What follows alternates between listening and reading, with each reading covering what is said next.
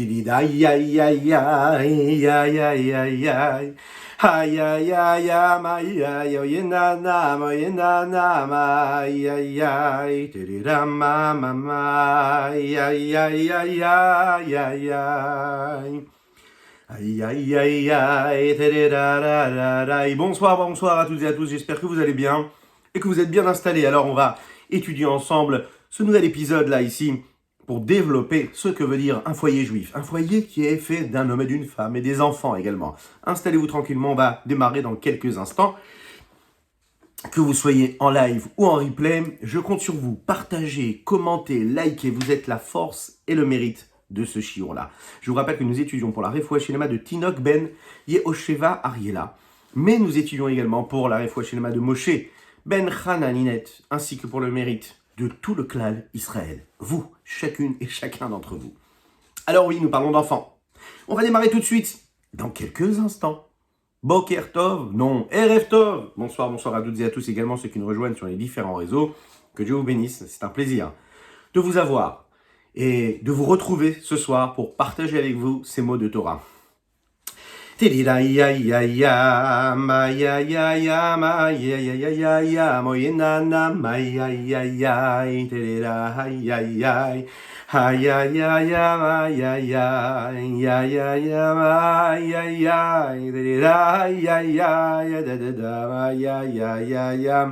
Oye nanam, ay ay ay ay ay ay da ba ba vi ba ba ba.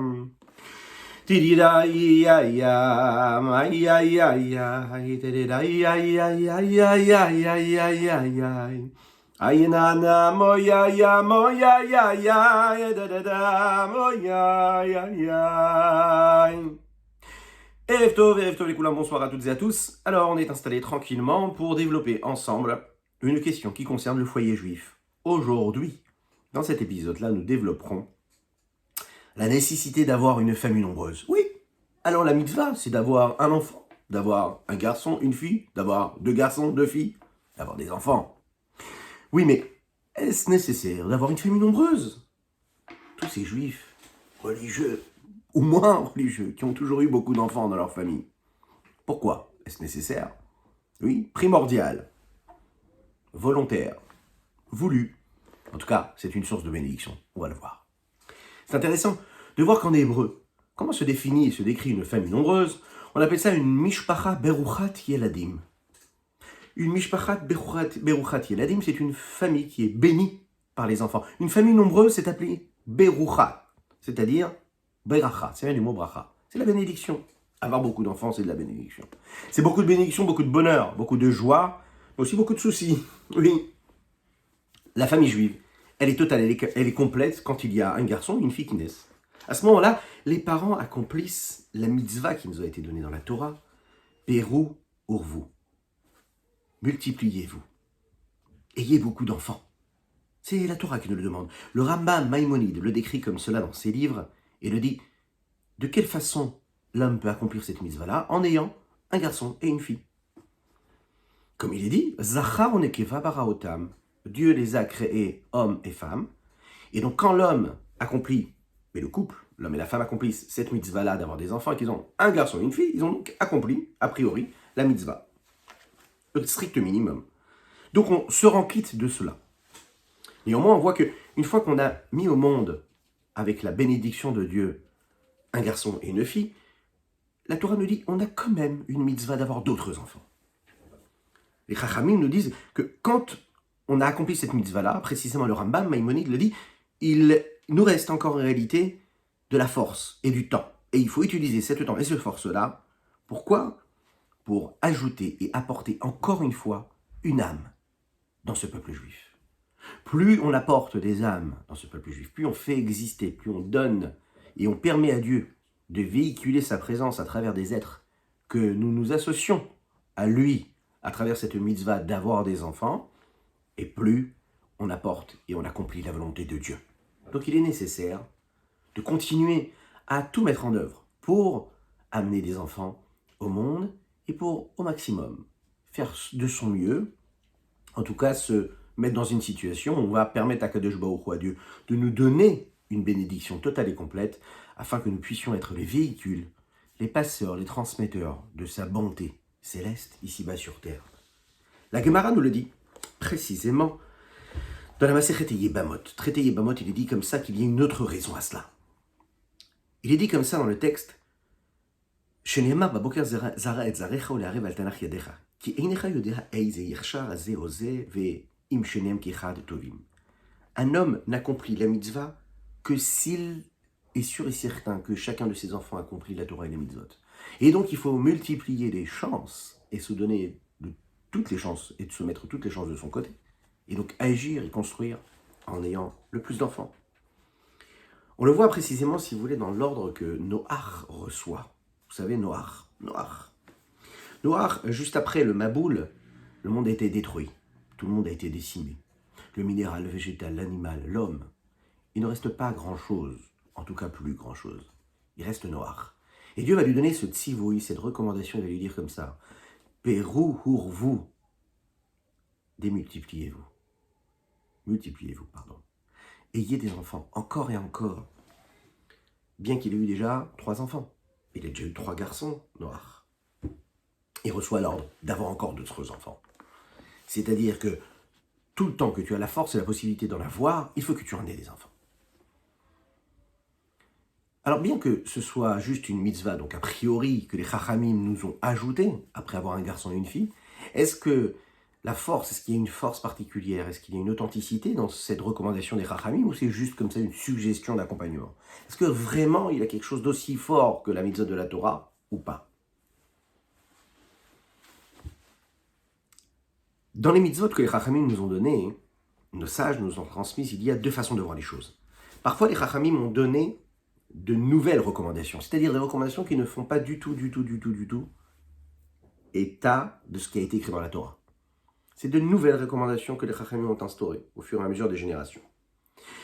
Et parfois, il y a des chachamim qui ont ajouté des mitzvot, et ces mitzvot-là sont juste des dérivés de mitzvot qui nous ont déjà été ordonnés et recommandés dans la Torah écrite.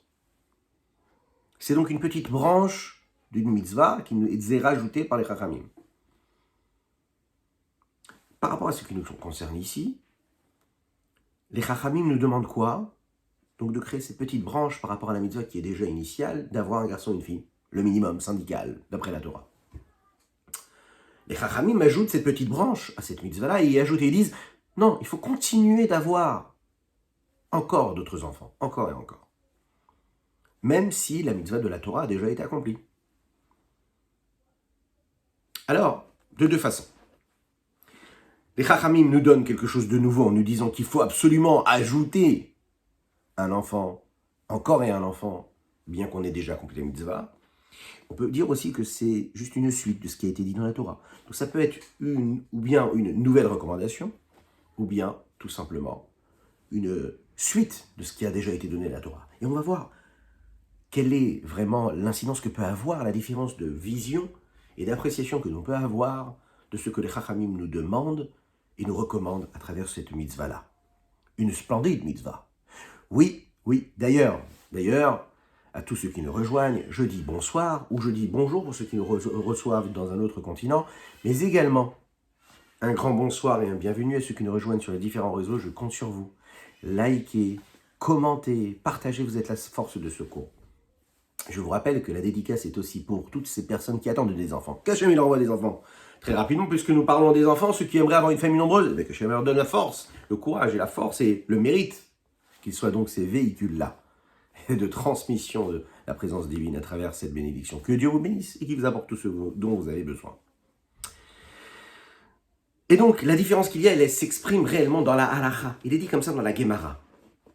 Que parfois, écoutez bien ça, on doit même vendre un Sefer Torah pour pouvoir accomplir la mitzvah de Piria Verivia, d'avoir des enfants. Ça veut dire que une personne qui n'a pas assez d'argent pour amener des enfants au monde, qui n'a pas de quoi les nourrir, et qui se pose la question de se dire « Mais j'ai pas de quoi les nourrir. Est-ce que je peux avoir ces enfants-là » La Torah nous dit, la halakha le précise, on doit vendre dans la communauté un Sefer Torah et prendre cet argent et donner à cet homme-là qui a besoin de mettre au monde des enfants. Avec cet argent-là, il pourra nourrir ses enfants et donc avoir des enfants. Maintenant, une personne qui a déjà un garçon, qui a déjà une fille, c'est-à-dire qu'il a déjà accompli le minimum syndical qui nous est donné dans la Torah. Est-ce que lui, il a aussi l'ordre de vendre son Sefer Torah pour avoir de quoi nourrir sa femme et ses enfants? Pour d'autres enfants ou pas? Alors, de deux choses l'une.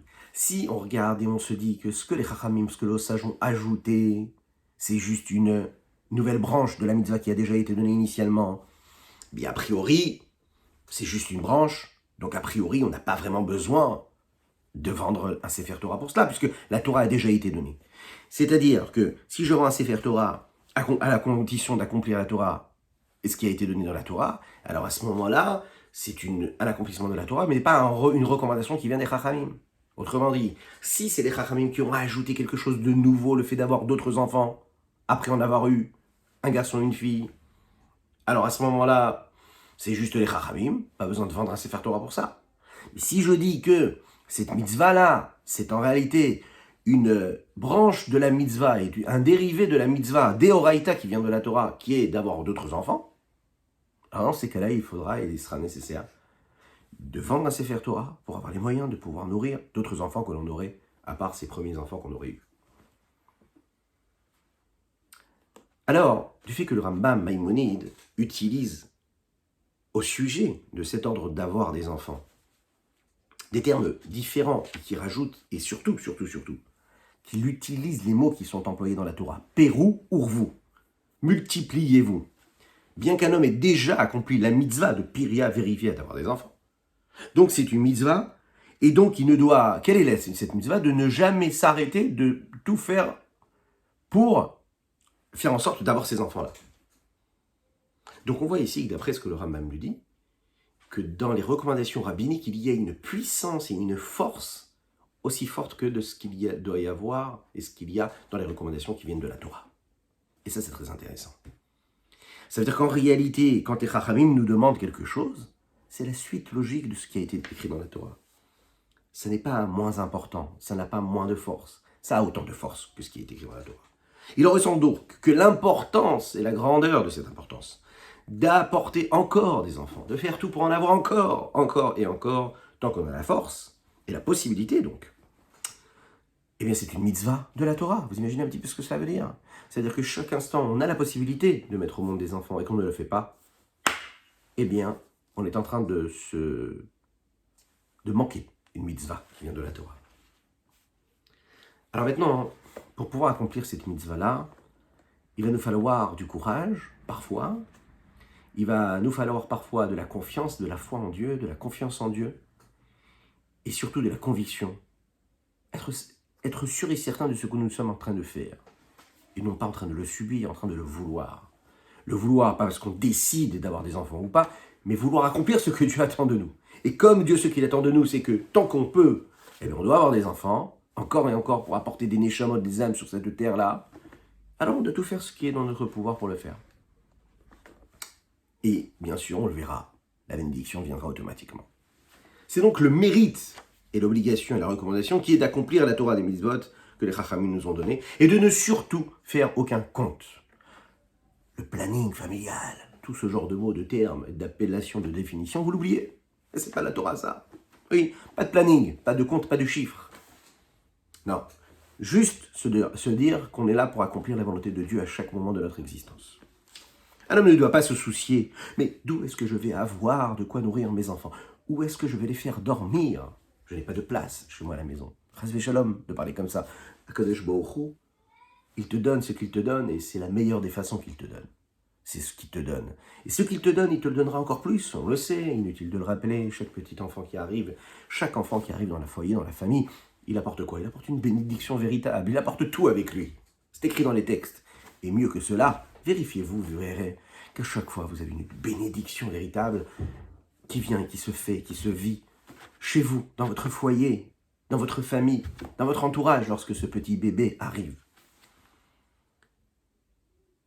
Et donc, ça me rappelle une petite histoire que j'aimerais vous raconter. L'histoire qu'un de mes maîtres, avait racontée, mais qui avait vécu cela. Il disait qu'il avait l'habitude d'aller, à une période de sa vie, aller ramasser de l'argent pour ses institutions. Très important.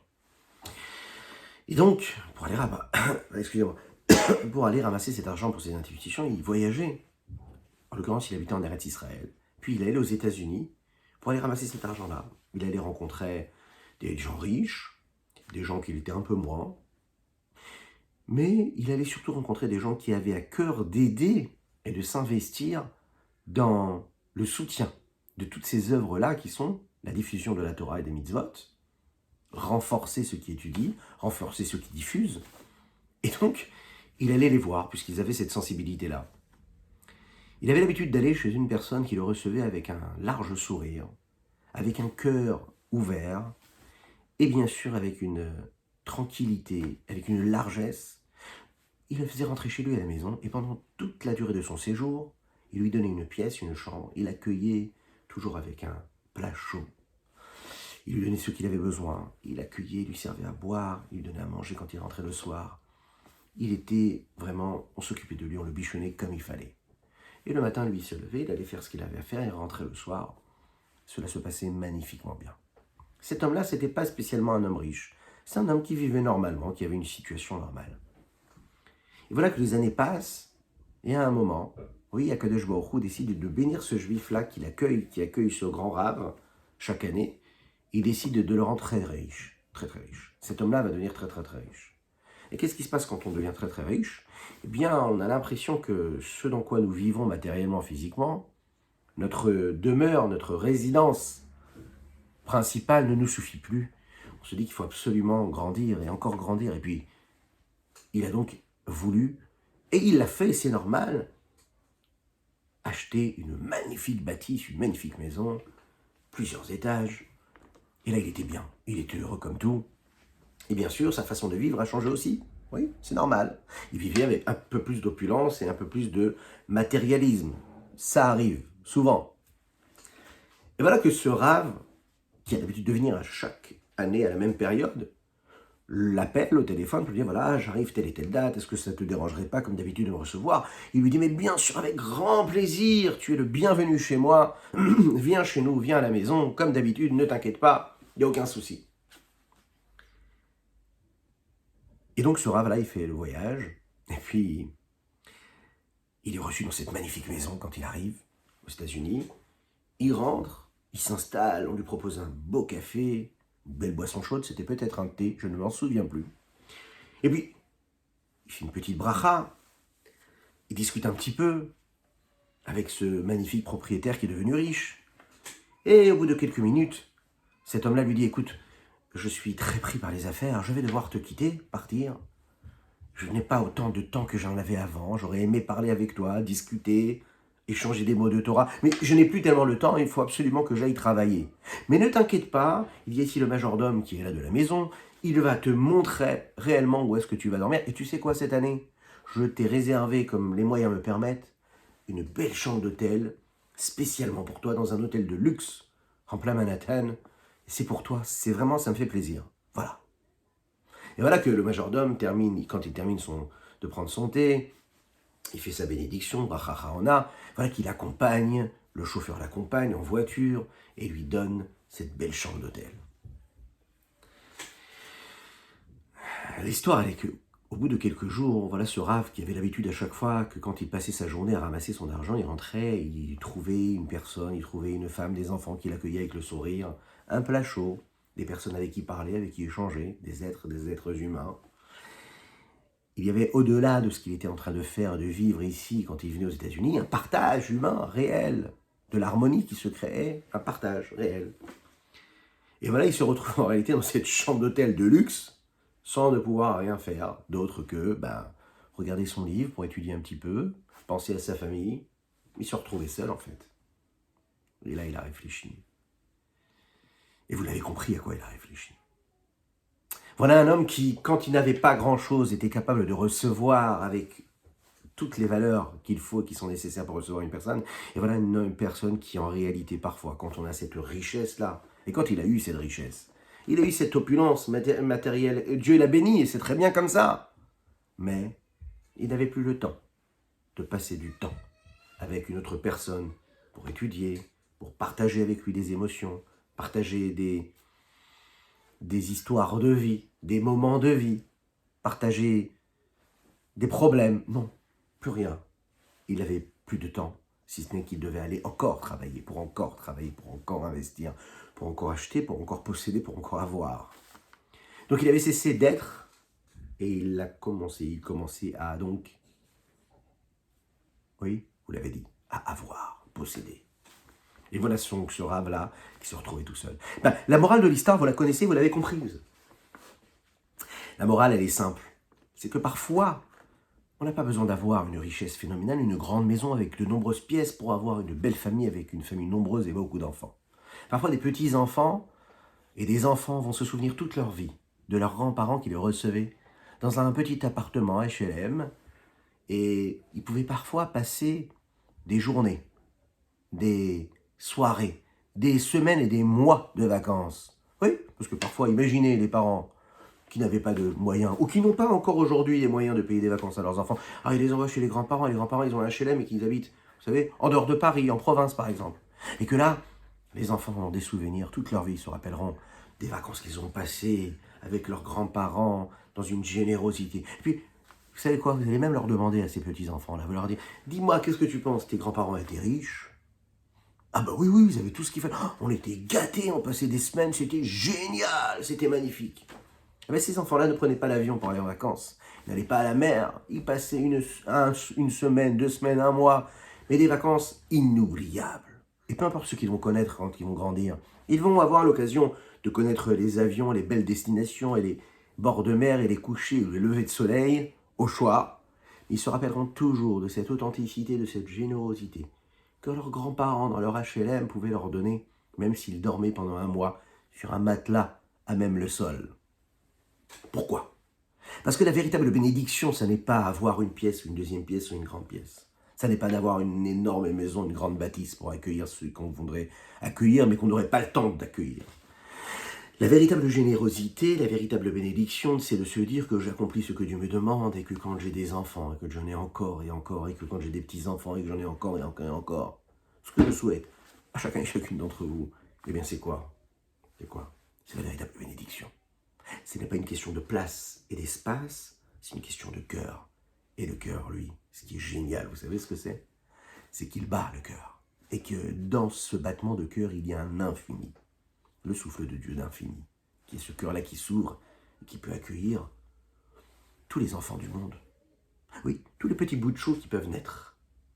C'est la raison pour laquelle la Torah nous dit ici, jamais, ne se souciez jamais, jamais, jamais de ce que va coûter, Chazvé Shalom, qu'à Dieu ne plaise, un enfant ou un deuxième enfant, ou le mettre dans la voiture. Mais ce que tu ne sais pas, tu te poses la question de te dire, mais où est-ce que je vais le mettre?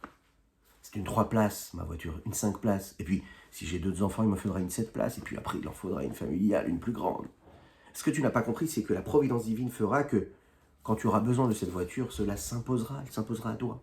D'une manière ou d'une autre, d'une façon ou d'une autre. Elle te sera donnée comme un cadeau. La seule chose qu'on te demande, juste, aie cette émouna, cette foi véritable, cette croyance, et cette foi en toi, et cette foi en ce que Dieu te demande. Il est dit comme ça, Ashlech al Hashem ya'afra, vehu yechalkelecha. Jette, transmets, donne à Dieu ta problématique, et ce qui te paraît restreint dans la petitesse de ton esprit, de tes calculs. Vehu yechalkelecha. Dieu, lui, saura comment te donner tout ce que tu as besoin. À l'infini. Il fera en sorte que, parce que tu as cette confiance en Dieu, tu auras une bénédiction de réussite dans tout ce que tu entreprends. Tu auras une parnassa qui te permettra de nourrir tes enfants. À l'infini, dans la largesse la plus totale pour toutes les personnes de ta famille et de ton foyer. Oui, on peut chanter aussi, on peut chanter et on va chanter. J'aimerais rappeler également que ce shiur-là est donc Lehilui Nishmatz Khalifa ben Shimon. Khalifa ben Shimon. Khalifa ben Shimon, c'est aujourd'hui la Askara. Bête qui se lève. Khalifa ben Shimon. Qu'Akadosh Baruch Hu fasse, que le mérite de cette personne la mérite, et que ce soit donc une source de bénédiction, ce shiur que nous partageons tous ensemble. Donc n'hésitez pas à écrire Amen, à dire Amen là où vous êtes, que ce soit en live ou en replay, je compte sur vous. Dites Amen ve Amen. Pensez à ce mérite-là de Rabbi Khalifa ben Shimon Suissa, qui lui, en réalité, nous protégera en ce jour-là de de sa Azkara, il nous enverra tout son mérite. Pour lui, pour ses enfants, ses petits-enfants, ses arrière-petits-enfants, à l'infini, ainsi que pour tout le clan d'Israël. Exactement. Et donc tous ces mots de Torah s'ajoutent à tous ces autres mots de Torah qui sont prononcés pour le Hilui Nishmato. Une base essentielle qui est importante dans la foi et la confiance que l'on a en HaKadosh Baruch Hu. C'est la confiance totale, véritable qu'on a en Dieu. Oui, promis, on va chanter. On va chanter. Parfois, l'homme n'a pas d'espoir. Parfois, l'homme se demande, mais d'où va venir? Mais Hayin Yavo Ezri, d'où va venir mon aide? L'aide que j'attends depuis toujours, d'où est-ce qu'elle va venir? Et comment je vais pouvoir faire ce que j'ai à faire? Et je ne sais pas, moi, comment je peux faire. Quelle est ma solution? La solution, déjà, c'est de chanter une petite chanson. Je suis d'accord? Allez, on la chante. Oui? Et vous chantez avec moi, là où vous êtes. Aïe, tadédan la, aïe, aïe, aïe, tadédan la, aïe, aïe, tadédan la, aïe, aïe, aïe, aïe, aïe, aïe, aïe. Tadédan la, aïe, aïe, aïe, aïe, aïe, aïe, aïe, aïe, aïe, aïe, aïe, aïe, aïe, aïe, tadédaï, tadédaï. Aïe, aïe, tadédan la, aïe, aïe, aïe, aïe, aïe, aïe, aïe, aïe, aïe, tadédan la, aïe, aïe.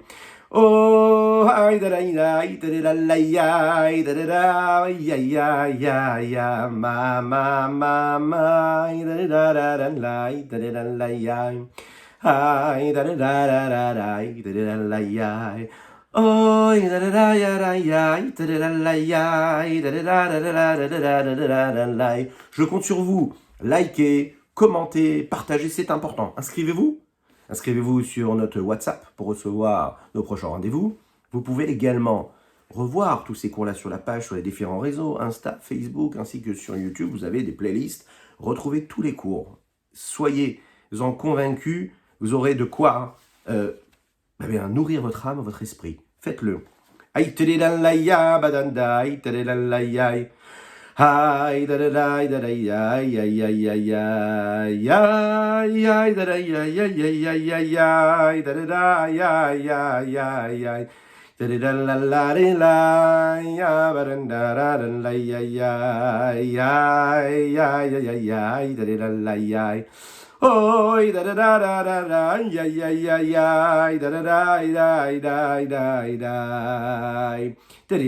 da ya ya ya ya, ma ma ma ma ma ma ma, da da la ya ya, ma ya ya ya ya. Hey, on continue. Et donc, il faut de la confiance, il faut de la foi véritable. Quand un homme perd l'espoir, quand un homme il se dit, mais Haïn Yavo Ezri. Oui, mais Haïn Yavo Ezri, d'où est-ce que viendra mon aide? Je ne sais pas, je ne la vois pas, cette aide-là. Je n'y crois pas. Oui, je me pose cette question-là. Qu'est-ce qu'on fait?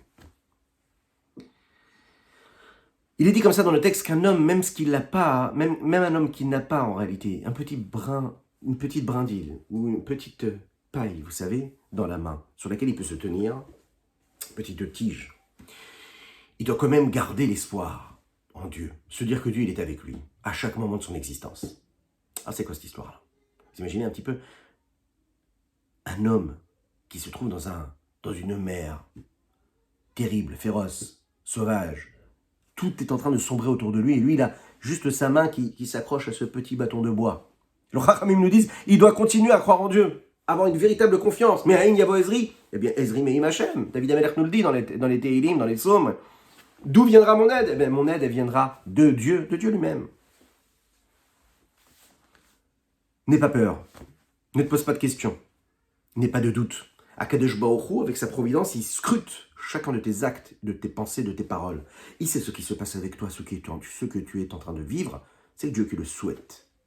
Et tu dois le vivre avec une tranquillité, une sérénité, une véritable confiance en Dieu, sans aucun doute. C'est lui qui va te sortir de cette étroitesse dans laquelle tu te trouves, et de cette étroitesse, il va te faire vivre la largesse la plus totale. Nous le disons, vous savez, aujourd'hui, nous avons lu le Hallel en ce jour de Rosh Chodesh. Mina metzar karatika hanani bamechavika. De l'étroitesse, je t'ai imploré, Dieu. Oui. Réponds-moi dans la largesse. C'est ce que fait Dieu. Le Chovat Alevavot le dit. Ce texte profond qui nous apporte cette véritable foi la foi du cœur, la confiance en Dieu. Il dit que l'essence même du bitachon de la confiance en Dieu, c'est la tranquillité, la sérénité de l'âme qui est censée avoir cette confiance. C'est important qu'il ait un cœur qui soit proche de ce qui est bon et de ce qui est convenable. La confiance en Dieu, c'est en réalité d'être conscient que ce que Dieu lui donne, c'est qu'il est apte à le recevoir. Dans le Sefer Tehilim, il est marqué aussi également par David Amelech, Aboteach B'Shem Chesed Yesov Beneo. Celui qui a confiance en Dieu, le Chesed va l'entourer. Qu'est-ce que ça veut dire le Chesed? La bonté va l'entourer, Yesov Beneo. Ça veut dire qu'en réalité, celui qui a la confiance en Dieu, Dieu il est partout à la fois avec lui. On le sait qu'il est partout, mais là ça veut dire qu'il va l'entourer avec de la bonté. Il ne va utiliser que la vertu de la bonté. Là où parfois Dieu s'exprime à travers toutes les différentes vertus qu'un homme peut recevoir, si vraiment tu as la confiance, eh bien, peu importe ce que tu es censé recevoir par rapport à ton attitude, par rapport à ton sort, par rapport à ton âme, par rapport à ta mission sur terre, si au grand jamais tu es censé recevoir de la rigueur, Dieu va faire disparaître cette rigueur-là. Pourquoi? Parce que tu as eu la confiance. La véritable confiance. La véritable confiance, ça fait que David Amelech nous le promet ici. Il y aura du chesed de la bonté qui va t'entourer de toutes parts. Et si cette bonté-là t'entoure partout, de tous les côtés, eh bien la rigueur n'aura plus de place. Tu auras juste à profiter, à être serein, à être heureux. Mais il faut absolument avoir une véritable confiance. Et on va voir qu'ici, il y a une question qui se pose, véritablement pour essayer de comprendre qu'est-ce que ça veut dire cette confiance-là. Et la contradiction qu'il y a dans cette notion-là. Bon, on demande, on exige une chanson encore. Alors ça, on me dit, regardez, il y a un texte ici qu'on vient de dire. Ezri Meim Hashem, oui. Me'ain Yavo Ezri. Il y a une très belle chanson. Oui. Ben, vous chantez avec moi si vous êtes à la maison. Levez-vous. Levez-vous, chantez. Avec vos femmes, vos enfants, vos maris, vos enfants. N'hésitez pas, là où vous êtes, en voiture, tout seul. Chantez, dansez. C'est très très bien, c'est important la simra. La joie, c'est encore plus fort que tout. Esaena yele yarim me'ain yavo ezri. Esaena yele yarim me'ain yavo ezri. Ezri me'im Hashem osem Shamayim va'aretz. Ezri me'im Hashem osem Shamayim va'aretz. Hey, Ezri me'im Hashem osem Shamayim va'aretz. Ezri me'im Hashem osem Shamayim va'aretz. Eh oui. D'où viendra mon aide? Eh bien, viendra d'Akadosh Baruch Hu, de Dieu, celui qui est le Dieu du ciel et de la terre. Vous imaginez, celui qui se soucie du ciel et de la terre. Il peut bien sûr se soucier de chacune et chacun d'entre nous. Et donc, comment se poser des questions de savoir est-ce qu'on pourrait avoir des enfants en plus? Oh! C'est Dieu qui pourvoira à tout cela, ne vous inquiétez pas. C'est une promesse. Question.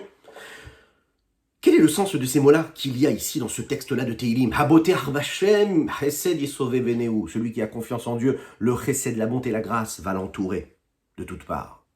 Qu'est-ce que ça veut dire? Qu'il faut croire en Dieu et avoir confiance en Dieu, que tout se passera bien. Peut-être qu'Akadosh Baruch Hu, oui, lui-même, en réalité, un autre projet. Peut-être qu'Akadosh Baruch Hu, il veut faire l'inverse. Comme on l'a dit tout à l'heure, peut-être que dans ce qu'il est censé vivre, il y a cette étape-là de rigueur.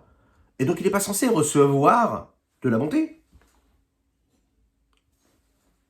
Alors comment? Comment on fait maintenant? Et qu'est-ce qu'on doit faire? On doit vraiment croire que Dieu va changer son programme? Va changer ce qu'il avait prévu? Tout simplement parce qu'on a eu confiance en lui? En réalité, il faut savoir une chose, la réponse elle est là. La Chassidoute nous explique que quand un homme a véritablement la confiance en Dieu, véritable, parce qu'il a cette vertu de confiance va dépasser toutes les vertus et tous les traits de caractère qu'il devait subir juste avant. C'est-à-dire que si, comme on l'a dit tout à l'heure, il était censé recevoir quelque chose de difficile, un sort qui n'était pas facile à vivre, eh bien tout va changer. Comment fait-on? Eh bien, il faut y croire. Allez, une petite histoire. Vous voulez une petite histoire? Oui, on aime toujours les histoires. Mais avant cela, à condition, non, je plaisante, likez, commentez, c'est important que ce soit maintenant en live ou en replay. Commentez, likez, dites ce que vous pensez, vous, de la confiance et de la foi en Dieu. Comment est-ce que vous la vivez? Et puis, autre chose, likez et participez, partagez, abonnez-vous, que ce soit ici, ou que ce soit à la chaîne sur YouTube, c'est important aussi, hein. Oui, ceux qui likent la page là sur Facebook ou sur Insta, n'hésitez pas également. Oui, c'est important, il faut utiliser tous les moyens pour faire bénéficier encore un juif et encore un juif, afin que nous puissions avoir tous, vous et moi, des enfants spirituels, encore et encore. Vous l'avez vu ici, la Torah nous le dit, on ne doit jamais s'arrêter. Encore des enfants et encore des enfants, spirituels ou matériels. Mais là, attention, hein, il s'agit de vrais enfants. La Torah nous dit, ayez des enfants encore et encore, apportez de la lumière spirituelle et de la sainteté sur cette terre. Oui. C'est l'histoire d'un homme qui était très faible. Il était fatigué. Il est arrivé même jusqu'à un danger même de vie. Il est parti demander une bénédiction au Tzemar Tzedek. Qui était le Tzemar Tzedek? Le petit-fils du Admor HaZaken, Rabbi Shneur Zalman de Ligadie. Le Tzemar Tzedek, le 3e rabbi de la dynastie Chabad. Le Tzemar Tzedek lui a répondu une chose et une phrase que vous aimez bien. Oh, on en voit partout cette phrase-là maintenant de nos jours. Elle est très belle, elle est puissante, elle a été reprise par le rabbi, par tous nos grands maîtres. Tarshov tov yeh tov, trach gut veit sein gut. Pense bien et tout ira bien. Pense bien et tout ira bien. Voilà ce que le Tzemar Tzedek lui a répondu. Il était faible, il n'avait plus de force. Il est arrivé à un danger. Oui. Le Tzemar Tzedek lui a répondu cela. Ça veut dire qu'en réalité, si tu as une bonne pensée, cette pensée-là, elle va créer une nouvelle situation. Mais attends, je ne suis pas du tout dans la situation de recevoir quelque chose de bon. Je suis dans une situation de rigueur, d'étroitesse. Je subis. Comment tu peux me demander d'avoir une pensée bonne? Le Tzemar Tzedek, il te dit, tu sais quoi? Quand tu vas avoir une pensée qui est bonne, eh bien tu vas changer complètement tous tes paramètres, tu vas les transformer. Et donc si tu transformes tes paramètres, tu deviens non plus un réceptacle pour de la rigueur, mais un réceptacle pour de la largesse, pour de la bonté. La pensée, en réalité, elle te place là où tu veux être. On le dit ça. L'homme se trouve là où sa pensée est.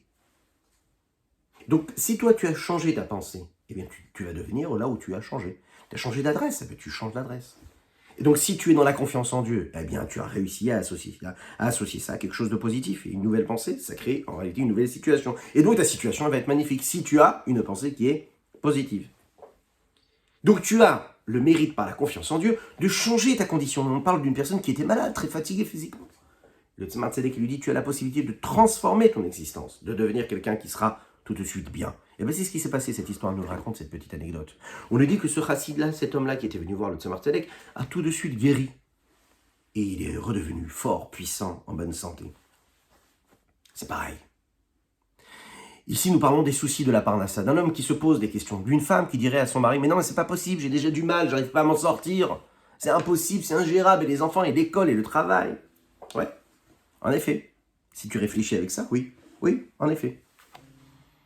Mais sache-le, si tu changes de paramètres, si tu changes complètement de process, oui, tu changes.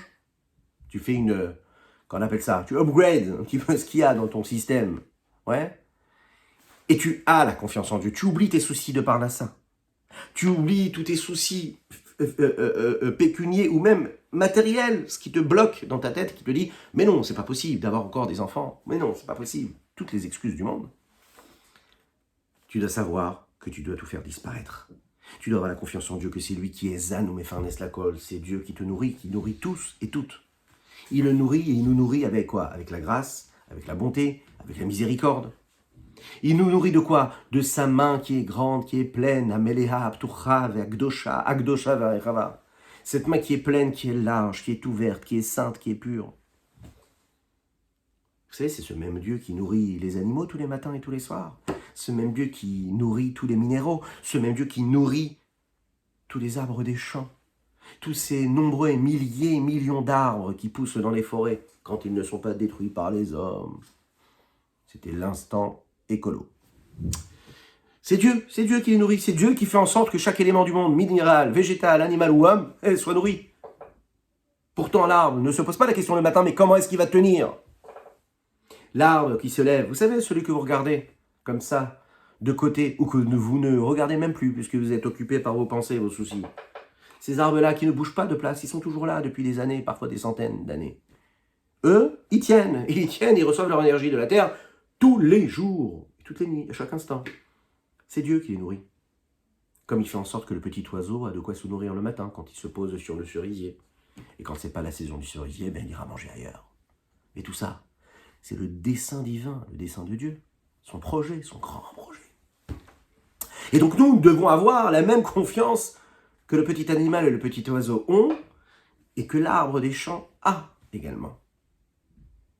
C'est Dieu qui nous donnera tout ce que nous avons besoin, et dans la largesse la plus totale. Il faut savoir que chaque enfant de chaque juif, et chaque enfant juif qui va naître, non seulement il va ne pas créer de petitesse et d'étroitesse matérielle, mais il a une force, quelque chose de très particulier, qui va ouvrir une nouvelle fenêtre sur la réussite véritable et totale de toute la famille. Il y en a qui se refusent, ils se disent, oui, mais ok, très bien, parfait, j'ai pas de problème financier, mais je ne sais pas si j'aurai assez de courage et de force pour éduquer comme il faut mes enfants de manière droite. Alors là, on leur répond quelque chose de très clair. Le fait d'avoir confiance, c'est le fait d'avoir confiance pour être tranquille financièrement, matériellement, mais c'est aussi avoir confiance en Dieu qu'Hachem nous aidera à les éduquer pour leur permettre d'avoir et de suivre une route qui est véritable et totale. Leur faire réussir à accomplir la Torah et les mitzvot, eux aussi et elles aussi. Comme on connaît l'histoire de Chizkiyahu Amelech, le roi Chizkiyahu. Quand il est tombé malade avant sa mort, le Navi, le prophète Ishayahu Ben Amoz, est venu le voir et lui a dit « Toi, tu ne mériteras pas d'avoir le Olam Haba. Tu n'auras pas le monde futur. Pourquoi ? Parce que tu n'as pas fait cette mitzvah-là d'avoir des enfants. » Chizkiyahu Amelech, le roi Chizkiyahu, l'a regardé, il a dit « Mais si je n'ai pas fait cette mitzvah-là d'avoir des enfants, c'est parce que j'ai vu, avec mon Esprit Saint, j'ai vu que j'aurais des enfants qui seraient malheureusement pas bons. » Le prophète Ishaïa l'a regardé comme ça, il l'a regardé et lui a dit « Pourquoi est-ce que tu rentres dans les méandres et dans la conduite cachée de Dieu? Qui es-tu pour t'immiscer dans sa conduite et dans sa volonté? Tu dois accomplir les mitzvot que Dieu t'a ordonné et t'a recommandé d'accomplir. Et si tu fais ce que Dieu te demande, eh bien Dieu lui aussi fera ta volonté. Donc même si tu as vu que plus tard tes enfants ne pourront pas être ce que tu aurais rêvé qu'ils soient, toi fais ce que tu as à faire. Fais ton job, just do it. Fais ce que tu dois faire. Dieu, il pourvoira.